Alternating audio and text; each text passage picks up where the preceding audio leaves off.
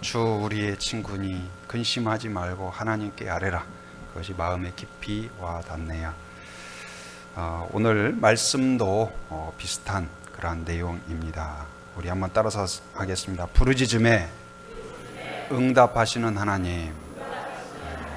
여기서 부르짖는다는 것은 그냥 슬퍼하고 외친다는 그런 표현이 아니라 성경에서는 이렇게 부르짖는다는 것을 주로 간절히 기도하는 것을 의미합니다. 하나님을 믿고 부르짖는 자, 기도하는 자의 그 소리가 허무한 메아리가 아니라 반드시 응답으로, 반드시 기적으로, 은혜로 돌아온다. 그것을 이야기합니다. 여러분, 사면초가라는 말 들어보셨죠? 사면초가. 이제 군사적인 그런 상황인데 적들이 앞에서 뒤에서 왼쪽에서 오른쪽에서 다 포위를 했어요. 어디로도 갈 수가 없어요. 피할 수도 없고 도망칠 수도 없고 싸워도 이길 수도 없고 정말로 어려운 상황, 방법이 없는 상황, 최후의 그런 상황을 가리켜서 사면초가다 그러죠. 그런데 뭐 우리가 그렇게 뭐 전쟁터에 나가 있는 건 아니니까 그런 뭐 적군들이 우리를 둘러싸고 있는 것은 아니지만 삶 가운데에서 어떠한 문제가 한 가지만 나를 괴롭혀도 내가 힘든데, 보통 문제들은 한 가지만 오는 것이 아니라 꼭 친구들을 데리고 와요.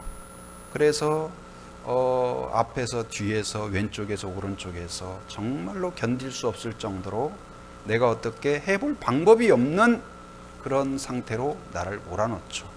그래서 때때로 내가 정말 갑자기 벼랑에서 떨어진 것처럼, 광야에 던져진 것처럼, 깊은 지하에 홀로 던져진 것처럼, 동굴 속에 던져진 것처럼 암담하고 소망이 없고 더 이상 나갈 길이 없고 어디가 길인지 어떻게 해야 될지 아무것도 모르고 마음속에서 오히려 너는 끝났다, 너는 망했다, 너는 끝내라 하는 목소리가 들리는 것 같은 그런 이 사면초가의 상황, 그런 것들이 있죠. 여러분 가운데 정말 힘들다, 왜 내 인생이 이렇게 힘들까, 우리 집은 왜 이렇게 힘들까, 또 질병으로, 또 여러 가지 어떤 인간관계 가운데 재정적인 어려움으로, 또 꿈꿨던 일들이 좌절됨으로써 겪는 그런 것들이 나를 왜소하게 하고 나를 힘들게 하고 나를 두렵게 하고 나를 무가치하게 만드는 것 같은 그런 상황 가운데 혹시 있습니까? 오늘 말씀에서 한 여인에게 초점을 맞추는데 그 여인을 살펴보시고 여러분들이 그 여인에게 하나님이 어떤 은혜를 주시는가를 살펴보면서 나에게도 그런 은혜를 주옵소서, 소망함을 갖는 그런 시간이 되기를 바랍니다. 오늘 성경은 누구에게 주목하냐? 성경은 똑똑한 사람, 잘 나가는 사람, 성공한 사람, 대단한 사람에게 집중하는 게 아니에요. 상당히 긴 내용을 누구에게 집중하냐? 연약한 사람, 문제 가운데 있는 사람. 그런데 문제가 있다고 다 집중하는 게 아니고 어떤 사람이요? 그 속에서 믿음을 사용하고 믿음을 발휘하는 사람이에요. 오늘 한 여인을 본문에서 소개하고 있습니다. 그는 어떤 여인이냐? 남편이 선지자의 제자였다. 그러니까 선지자 후보생으로서 교육도 받고 훈련도 받고 말씀 양육도 받고 선지자가 나아갈 때 옆에서 동행도 하고 가방도 들어주고 심부름도 하고 말동무도 해주고 그러한 선지자의 후보생이었던 것 같아요. 근데 그 남편이, 여러분, 남들에게 인정받는 것이 쉬울까요? 아내에게 인정받는 게 쉬울까요? 아내에게 인정받는 게 더 쉬워요? 야, 그 집안은 참 좋은 집안입니다. 대부분 가까운 사람에게 인정받는 것이 쉬운 일이 아니에요. 나를 너무나 잘 알기 때문에. 그런데 그 아내가 뭐라고 이야기해요? 나의 남편은 경건한 사람인 것을 이 선지자 당신도 알지 않습니까? 할 정도로 그 남편이 굉장히 경건했던 것 같아요. 선지자의 그 제자였고 하나님을 경외했고 또 다른 사람들을 배려하고 축복하고 기도하고 맡겨진 임무를 충성스럽게 감당했던 사람. 그럼 이렇게 성실한 사람, 믿음의 사람은 어떻게 돼야 돼요? 우리가 생각한다면 상식적으로 하나님의 날마다 복을 받고 은혜를 받고 하는 일마다 잘 되고 농사를 했다 하면 그냥 막 다른 사람 뭐 한 대 나오면 나는 막 10대 나오고 막 그래야 간증이 되지 않을까요? 그런데 웬일인지 이 집안에 큰 슬픔이 왔어요. 이렇게 경건하고 이렇게 신실한 그 남편이 목숨을 잃은 거예요. 세상을 떠난 거예요. 이해할 수가 없어요. 납득할 수가 없어요. 모든 사람이 나를 손가락질하는 것 같고 그런 상황 가운데. 근데 이 남편이 남겨놓은 것이 자기 아내와 두 아들을 남겨놨습니다. 근데 아내와 두 아들만 남겨놓은 것이 아니라 뭘 또 남겨놨냐? 큰 빚을 남겨놨어요. 큰 빚. 그래서 지금 이 남편이 있을 때도 힘들었는데 남편이 떠나고 나니까 집안에 먹을 게 아무것도 없어요. 남은 것은 달랑 뭐냐? 기름 한 그릇 남았대요. 기름 한 그릇. 기름 한 그릇 남았고, 그리고 지금 어마어마한 빚으로 내가 해결할 수 없는 빚이, 여러분 빚쟁이한테 시달려 봤습니까? 매일같이 찾아와 가지고 협박하고 위협하고 안 갚으면 어떻게 하겠다 하면서 위협합니다. 그래서 잘 때에도 편한 잠을 잘 수가 없어요. 자다가도 어디서 부스럭하면 또 빚쟁이가 찾아와서 나를 위협하는가 싶어가지고 그냥 늘 긴장하고 불안하고, 그래서 먹어도 먹는 것 같지 않고 소화가 안 돼요. 누워도 잠이 안 와요. 잠을 들어도 깊은 잠을 못 자요. 그러니까 항상 두렵고 불안하고 마음속에 어떤 때는 막 분노가 폭발하고 우울하고 불안장애가 생기고 심하면 공황장애가 오고, 또 남편이 사망했는데 더더욱 어떤 지금 문제가 있느냐, 빚쟁이가 빚을 기한 내에 못 갚으면 두 아들을 데려가서 종으로 삼겠다는 거예요. 남편뿐만 아니라 두 아들까지 잃어버릴 지경에 있어요. 그런데 나는 지금 아무것도 할 수가 없어요. 더 이상 어떻게 버틸 수도 없고 이겨낼 수도 없고 갚을 수도 없고, 상실감, 광야에 던져진 듯 나를 도와줄 사람이 한 사람도 없구나, 절망감에 쌓여있는 그 여인. 여러분, 혹시 여러분 가운데 정말로 힘들고 어렵다, 지친다, 더 이상은 견디기 어렵다. 어제도 또 이제 서울에 있는 성도님들과 잠깐 통화하면서 언제 끝날지 못하는, 그러니까 기한이 딱 정해진, 예를 들어서 올해까지만 어렵고 내년에는 좋아진다, 그러면 우리 견딜 수 있잖아요. 근데 이게 언제 끝날지 모르겠다, 그게 참 어려운 거예요. 언제 개선되고 언제 치료되고 언제 회복되고 언제 재정적으로 순환이 되고, 그러니까 답이 없단 말이에요. 그래서 제가 그런 이야기를 서로 나눴어요. 아침에 기도하면 저녁에 응답되어 가지고 그 다음날 할렐루야 그러면 좋겠지만, 이게 기도해도 응답이 안 되는 것 같고 불러도 대답이 없는 것 같고 뭐 이렇게 진전이 없는 것 같고. 그런데 그때는 또 어떤 믿음이 필요하냐? 인내의 믿음이 필요하다. 신실하신 하나님, 그 전능하신 하나님을 바라보면서, 선하신 하나님을 바라보면서 기다리고 참아내고 견디고, 내가 동굴 속에서 1cm도 전진하지 못하는 것 같은 그때에도 반대에서 하나님이 파우기 시작하면 나는 전혀 전진하지 못했지만 터널이 될 수가 있다, 통로가 될 수 있다. 내 가장 큰 어려움, 그 어려움이 오히려 기적의 간증이 될 수가 있다. 그런 은혜를 같이 나눴습니다. 여러분, 이 여인처럼 혹시 어려움이 사면초가에 그런 가운데 혹시 있습니까? 그런데 이 여인이 그 어렵고 힘든 때에 극단적인 생각을 하거나 내 감정적으로 분노가 폭발하거나 막 욕을 하거나 분노하거나 자식들에게 화풀이 하거나 싸우거나 그러지 않고 어떻게 한 걸 보여주냐? 바로 그가 찾아갔어요. 여러분, 한번 따라하면 찾아가라. 여러분, 사면초가에 있을 때 찾아가라. 누구를? 하나님의 사람을 찾아갔어요. 선지자를 찾아갔습니다. 그것은 누구를 찾아갔다는 말일까요? 하나님을 찾아갔다는 말이에요. 여러분, 하나님을 찾는 자에게 하나님은 반드시 맞이해 주십니다. 들어주십니다. 거기에서 해결책이 시작이 됩니다. 여러분, 1절 한번 같이 읽어봅니다. 같이 시작. 선지자의 제자들의 아내 중에 한 여인이 엘리사에게 부르짖어 이르되, 당신의 종 나의 남편이 이미 죽었는데 당신의 종이 여호와를 경외한 줄을 당신이 아시는 바니이다. 이제 빚준 사람이 와서 나의 두 아이를 데려다가 그의 종을 삼고자 하나이다 하니. 얼마나 처절하고 얼마나 안타깝고 얼마나 절망적이고 헤어날 수 없는 그런 것인데, 그때에 선지자를 찾아서 이 문제를 이야기합니다. 선지자가 무엇을 해결해 줄 수 있을까요? 사실 선지자도 돈도 없고 이 문제를 해결해 줄 능력이 없어요. 그런데 선지자를 보고 간 것이 아니라 누구를 보고 간 것일까요? 하나님을 보고 간 거예요. 그래서 선지자에게 자기의 상황을 이야기합니다. 원망한 것도 아니에요. 당신의 제자인데, 하나님을 믿었는데, 하나님을 의지했는데, 경건했는데 이 꼴이 뭡니까? 따질만 해요. 선지자의 멱살을 잡고 이게 도대체 뭐예요? 이해가 됩니까? 설명 좀 해보세요. 그렇게 할 만해요. 근데 그렇게 하지 않고 자기의 상황을 이야기하고 하나님께 하소연해요. 마태복음 11장 28절에서 우리를 초청하고, 주님께서 우리를 초청합니다. 수고하고 무거운 짐진 자들아 다 내게로 오라. 내가 너희를 쉬게 하리라. 이게 복음인 줄 믿습니다. 힘있고 능일 때는 서로 좋아합니다. 내 주머니에 돈이 많을 때에는 사람들이 고객님 사랑합니다, 축구 갑니다, 어서 오세요, 환영합니다 그래요. 여러분, 돈 떨어지고 아무것도 없고 인맥도 끊어지고 하면 다 친구들이 갑자기 바빠지기 시작해요. 다 그동안 사랑한다고 했던 그분들이 어때요? 다 등을 돌립니다. 내 말 안 들어줘요. 누가 듣는 둥 마는 둥 해요. 그런데 오늘 이 여인이 찾아갔을 때 선지자가 경청을 해요. 경청을 해요. 들어줘요.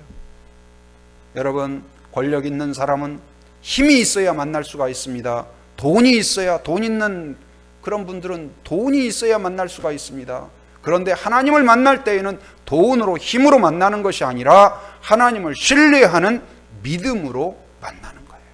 아무리 가난해도, 아무리 힘이 없어도, 아무리 볼품 없어도, 아무리 사면 초가에 있다 할지라도 하나님을 사랑하는 믿음, 그 전능하신 그 하나님을 의지하는 믿음으로 나아가는 자를 오늘 엘리사가 맞아주고 경청하듯이 우리의 하소연을, 우리의 부르짖음을, 우리의 간구를 하나님이 들어주신다는 사실을 믿으시기 바랍니다. 엘리사가 그걸 경청하고, 여러분, 누군가가 어려움 가운데, 절망 가운데 죽을 것 같은 그때에 내 말을 진심으로 들어주는 사람만 있어도 얼마나 힘이 되는지 몰라요. 뭐 그 사람이 들어줬다 해가지고 문제가 해결된 것도 아니에요. 뭐가 그냥 큰 없던 돈이 생긴 것도 아니고 빚이 다 갚아진 것도 아니에요. 그런데 진심으로 내 마음을 알아주고 내 고통을 알아주고 그리고 안아주고. 옛날에 어떤 그 목사님이 신방을 가는데 그 가정에 큰 어려움이 있었어요. 남편을 먼저 보내고 큰 슬픔에 잠긴 집사님이 계셨는데 뭐라고 가서 위로를 할까? 근데 가만히 기도하는 중에 떠오른 게 한 권사님이 생각이 났어요. 그래서 전화를 해서, 권사님, 누구 이렇게 이런 상황이라 우리 신방을 지금 가려고 합니다. 권사님 같이 동행하면 좋겠습니다.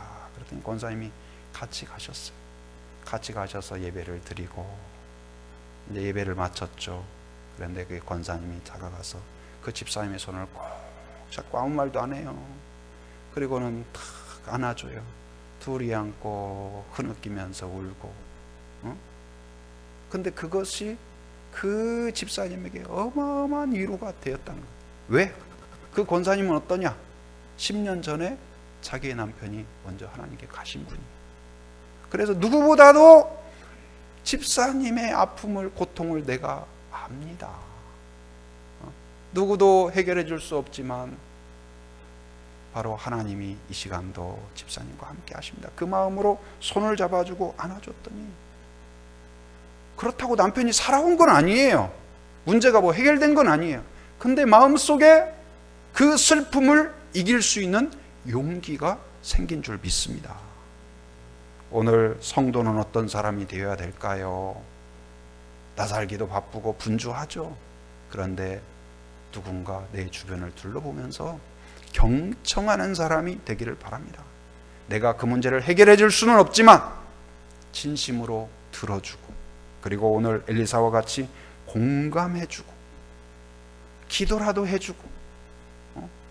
여러분 말 한마디라도 축복해주고, 우리가 할 수 있는 작은 걸 하면 우리가 할 수 없는 하나님의 어마어마한 위로와 기적의 역사가 그를 통하여 이루어질 줄 믿습니다. 그래서 그 엘리사를 찾아서 자기의 형편을 이야기합니다. 하나님을 찾아서 우리는 무엇을 할 수 있을까요? 우리의 자랑을 할 것도 없습니다. 있는 대로 그대로 이야기하는 거예요. 하나님께 우리의 어려움, 사면초가의 상황을 그대로 이야기. 사람들에게는 그러한 나의 어려움들을 한 번, 두 번, 처음에는 잘 들어주는 것 같아요. 두 번, 세 번, 한 네 번만 해보세요. 아, 그 사람 전화 오면 또, 야, 이거 전화 잘못 받으면 또 2시간 가는데? 그럴 수가 있어요. 그런데 하나님은 2시간이든 3시간이든 거부하지 않고 들어주시는 줄 믿습니다. 사람에게는 말하고 나면 때때로 그 말 괜히 했네, 그런 생각이 들지도 몰라요. 그러나 하나님은 아무리 내 수치를 고백하고 내 어려움을 고백해도 찜찜함이 없어요. 개운합니다. 후련합니다. 힘이 납니다. 새로워집니다. 그리고 이 부르짖는다는 말은 바로 성경에서 주로 기도에 대해서, 근데 어떤 기도일까요? 간절한 기도, 절박함의 기도, 하나님 외에는 길이 없습니다 하는 유일함에 대한 기도예요. 마지막입니다. 하나님이 박대하시면 나는 갈 데가 없습니다. 그런 간절함의 기도. 하나님께 나아가는 자가 한 발은 주님께, 한 발은 다른데 보험을 이곳저곳 들어놓으면 되죠. 오전에는 교회 오고 오후에는 어디죠? 산으로 가고. 그런 사람이 아니라 나는 주님 외에는 오직 주님, 오직 주님, 간절함으로 그가 나아간 거예요. 찬송가 539장 너 예수께 조용히 나가, 그 후렴에 보면 주 예수께 조용히 나가 내 마음을 쏟아놓으라, 늘 은밀히 보시는 주님 그 은혜를 베푸시리. 얼마나 위안이 되는지 모르겠어요. 주님께 나아가는 성도가 되기를 바랍니다. 그 나아갔던 그 여인에게 엘리사가 듣고 들어주고 공감하죠. 근데 여러분 의사에게 찾아갔을 때, 의사 선생님에게 찾아갔을 때 의사 선생님이 여러분에게 어떤 이야기를 합니까? 오늘 옷 아주 화사하게 잘 입으셨네요. 아주 헤어스타일이 아주 좋습니다. 미용실 어디 다니세요? 이런 거 물어보나요? 그런 거 안 물어봐요. 첫 번째 가면 잘생긴 사람이건 돈 있는 사람이건 아니면 어려운 사람이건 어때요? 어디가 아프시냐? 뭐가 불편해서 오셨냐? 그러잖아요. 그런데 예를 들어서 의사 선생님이 잘생겨가지고 마음에 들어서 그 앞에서 나를 미워하고 막 아픈데 안 아픈 척하고, 그거 어리석은 일이에요. 있는 모습 그대로 이야기하는 것처럼 주님이 우리에게 오늘 엘리사가 물어본 것처럼 그 질문을 해요. 2절에 보면, 2절 한번 같이 읽어봅니다. 시작. 엘리사가 그에게 이르되 내가 너를 위하여 어떻게 하랴? 내 집에 무엇이 있는지 내게 말하라. 그가 이르되 계집종의 집에 기름 한 그릇 외에는 아무것도 없나이다 하니. 내가 너를 위하여 어떻게 하랴? 여러분 지금 이 여인이 이야기했잖아요. 그걸 말이라고 묻습니까? 나한테 지금 그걸 말이라고 묻습니까? 그럴 수도 있겠지만 지금 이 오늘 성경에 보면 예수님도 이런 질문을 한 때가 있어요. 사람들이 찾아와서 다윗의 후손 예수 그리스도여 우리를 긍휼히 여기소서, 그렇게 외쳤을 때 주님이 물어보죠. 무엇을 하여 주기를 원하느냐? 아시지만 또 물어봐요. 여러분 이제 다니엘 기도를 앞두고 여러분의 간절한 기도가 있길 바랍니다. 하나님이 뭘 원하느냐 했을 때, 그러게요, 잠깐만요, 내가 뭘 기도해야 될지를 기도해 보겠습니다. 그러지 말고 여러분 마음 안에 자신을 위해서, 자녀를 위해서, 가정을 위해서, 교회를 위하여서 간절함의 기도가 여러분 안에 수정처럼 그렇게 있기를 바랍니다. 하나님, 이 문제를 해결하여 주옵소서. 이 길을 열어 주옵소서. 이 문을 열어 주시옵소서. 질병을 고쳐 주옵소서. 여러분이 무엇이든지 반드시 해결되어야 될 그것을 여러분이 구하기 바랍니다. 내 집안에 기름 한 그릇 외에는 아무것도 없습니다. 여러분 집안에 뭐가 있습니까? 아무것도 없고 쌀 한 그릇밖에 없습니다. 여러분 친한 사람한테도 그런 말 별로 안 하고 싶죠. 아무리 가난해도 어려워도 돈 얼마나 있어? 5,000원짜리 하나밖에 없는데 그러고 싶지 않아요. 바로 구차스러운 것 같고 안 하고 싶죠. 근데 그것을 이야기한 거예요. 근데 기름 한 그릇은 무슨 의미일까요? 집에 있는 유일한 그 사람이 갖고 있는 거예요. 이건 뭘까요? 가난의 상징이에요. 아무것도 할 수 없는, 이것 가지고는 아무 문제도 해결할 수가 없어요. 빚도 갚을 수 없고 아들을 종으로 팔려가는 것을 막을 수도 없고 이 위기를 해결할 수도 없고 전혀 도움이 되지 않는 것의 상징이에요. 나는 끝났고 망했고 나는 더 이상 소망을 가질 수 없는 한계의 상징이에요. 불가능의 상징이에요. 그런데 그것을 하나님이 함께 하시면 그 불가능의 상징이 하나님의 능력의 상징으로 만들어 주신다는 사실입니다. 이 기름 한 그릇이 그 생명의 기적을 만들고 하나님의 역사의 기적을 만들고 하나님의 살아계심을 증명하는 간증의 사건으로 만들어 주신 거예요. 오늘 이 여인에게 이 엘리사가 명령합니다. 그릇을 빌려라. 그릇을 빌려라. 여러분 그릇 지금 기름 한 그릇밖에 없는데 빌려서 뭐 할 겁니까? 물어보지 않았어요. 반문하지 않았어요. 그릇을 빌려라. 빌리는데 얼마큼 빌려라? 많이 빌려라. 많이 빌려라. 거기 3절 보면 우리 3절 한번 읽어봅니다. 시작. 이르되 너는 밖에 나가서 모든 이웃에게 그릇을 빌리라. 빈 그릇을 빌리되 조금 빌리지 말고. 여러분 그릇을 빌릴 때 사람들이 뭐에 쓰려고 그러냐고 물어보지 않겠어요? 큰 그릇이면 더 좋아요. 집에 남는 그릇 다 주세요. 도대체 뭐 담으려고? 그 집에 아무것도 없는 거 다 하는데. 여러분 세 사람만 그렇게 이야기해봐요. 내가 도대체 뭐 하고 있는 짓이야. 날씨 뜨겁고 다음 집에 또 가야 되나? 그런 생각이 들 거예요. 그런데 그 명령을 받은 이 여인은 어떻을까요? 포기하지 않고 모든 집을 다닌 거예요. 모든 그릇을 모았어요. 왜요? 믿음이 있었기 때문에. 선지자가 선포하고 선지자가 명령한 거에는 반드시 하나님의 뜻이 있다. 계획이 있다. 은혜가 있다. 여러분 하나님의 약속에는 반드시 은혜가 있습니다. 누구에게요? 믿는 사람에게, 순종하는 사람에게, 받아들이는 사람에게. 믿지 않는 사람, 받아들이지 않는 사람은 그냥 성경책에 종이에 잉크가 묻은 것 외에 아무 의미가 없어요. 그러나 한 구절 말씀이라도 여러분 마음에 받아들이고 믿음으로 따르고 순종할 때 거기에 기적의 역사가 일어나는 것입니다. 그릇을 많이 빌려라. 그 다음에 두 번째는 뭐예요? 두 아들과 함께 문을 닫고 같이 해라. 여러분 가족이 믿음으로 함께 동역하는 가정이 되기를 바랍니다. 나 혼자 기도하고 나 혼자 찬송하고 나 혼자 매달리는 그런 삶이 아니라 할 수 있는 대로 여러분 자녀와 애들은 뭐가 알까? 괜찮아요. 애들이 할 수 있는 일, 너 엄마가 딸면 가서 갖다 놓고 새 그릇 가져오고 그 정도 할 수 있잖아요. 저희 그 선교지에 있을 때 저희 둘째가 그냥 어렸을 때 막 기관지염에 중이염에 있어가지고 1년간 계속 토했어요.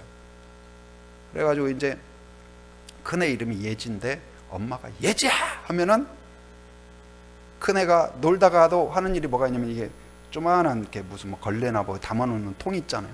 그걸 들고 탁 뛰어서 동생 얼굴에 탁 갖다 대는 거예요. 그럼 이제 토를 탁 하는 거죠. 근데 조금 늦으면 이제 엄마한테 또 혼나는 거니까 놀다가 막 노래 부르다 춤추다가도 엄마가 그냥 예지야 하면은 그냥 달려가서 그거 들고 가서 탁 그렇게. 그러니까 또 그 순간에 그 아이가 없으면 완전히 이제 난장판이 되는 거예요. 그러니까 작은 아이라도 작은 아이가 할 수 있는 게 있어요. 같이 하고 동참하고. 이것이 왜 좋냐? 그러면 같이 기름을 만들어낸 건 아니죠. 근데 엄마가 하는 걸 지켜보고 따를 때 기름이 나오는 걸 보고 오 진짜 나오네?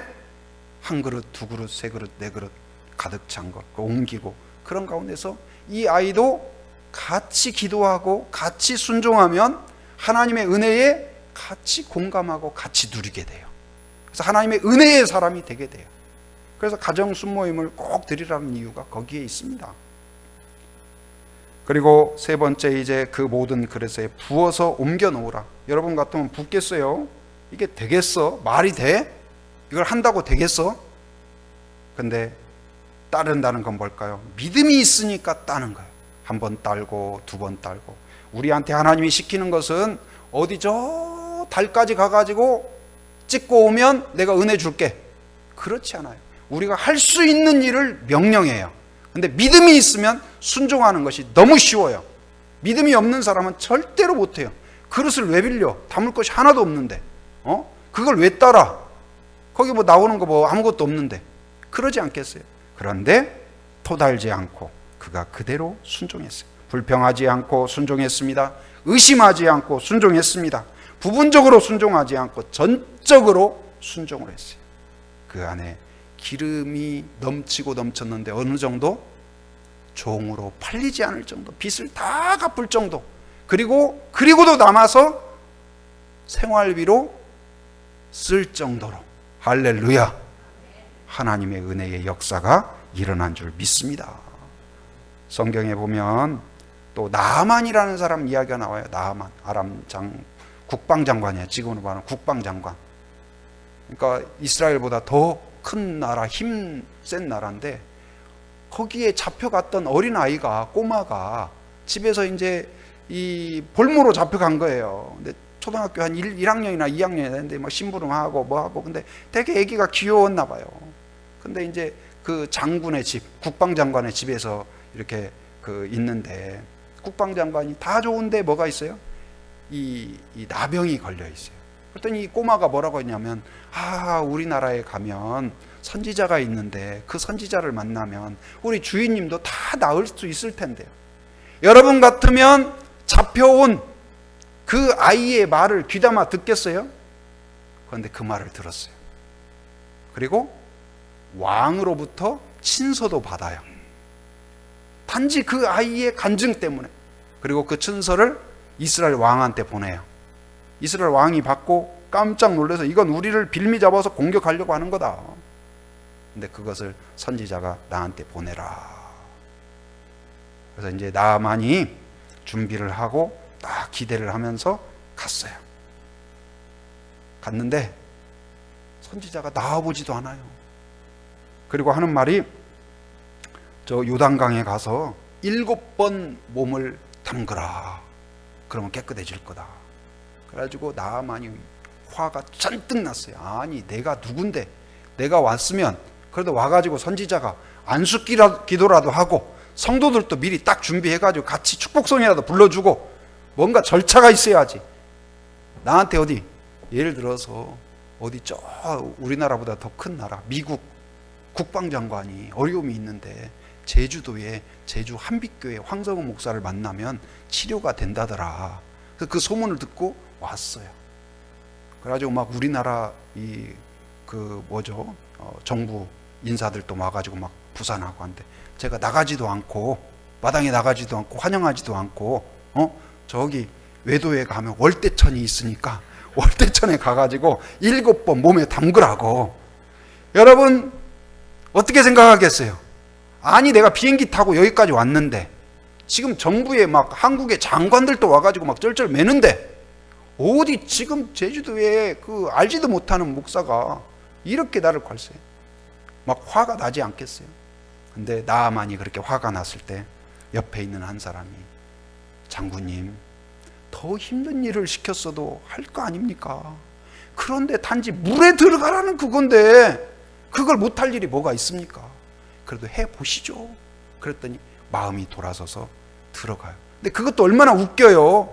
예를 들어서 국방장관이 월대천 한 번 들어갔다가 두 번 들어갔다가 다 지켜보고 있어요. 지금 옆에서 MBC에서 와가지고 이게 말이 됩니까? 국민 여러분, 지금 국방장관이 와가지고 월대천에 들어갔다 나왔다 하는데 이게 지금 말이 됩니까? 아마 그러지 않겠어요. 그런데 한 번, 두 번, 7번 들어갔다 나오자. 할렐루야. 그 선포대로 기적의 역사가 이루어진 줄 믿습니다. 사무엘상 15장 22절에서도 불순종했던 사무엘이 이야기하죠.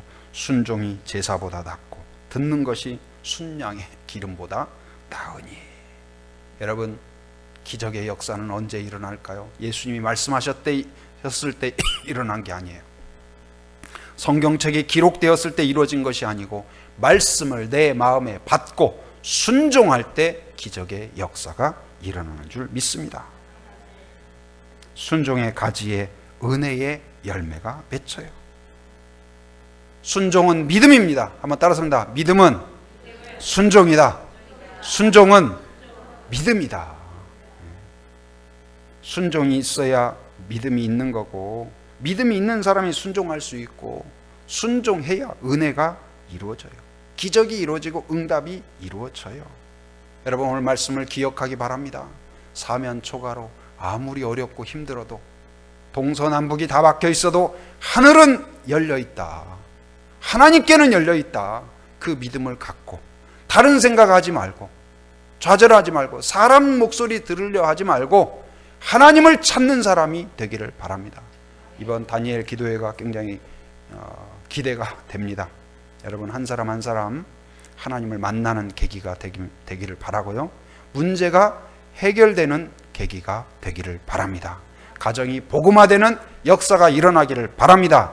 맡겼던 그 담이 헐어지고 문이 되는 역사가 이루어지길 바랍니다. 동굴이 터널이 되는 역사가 이루어지는 사건이 되기를 바랍니다. 그래서 그 여인이 이 사건 이후에 어떻게 되었을까요? 조금 전까지만 해도 죽을 것 같고 두렵고 우울하고 불안하고 절망 가운데 있던 여인이 이 시간 이후부터는 어때요? 나가서 간증의 사람이 됩니다. 자랑의 사람이 됩니다. 기쁨의 사람이 됩니다. 자녀들도 이해하지 못했어요. 하나님이 살아계신다면 우리 아빠가 왜 그렇게 돌아가셨어? 그랬던 아이들이 이 사건 이후에 어떻을까요? 하나님이 우리를 돌보셨다. 하나님이 우리를 지키신다. 하나님이 우리를 사랑하신다. 하나님이 우리 아빠의 죽음이 의미 없는 게 아니다 하면서 얼마나 자랑스럽게 여겼을까요? 새로운 해석과 새로운 역사를 이루어 주시는 줄 믿습니다. 그런 간증의 주인공, 은혜의 주인공이 되기를 주님의 이름으로 축원합니다. 아멘.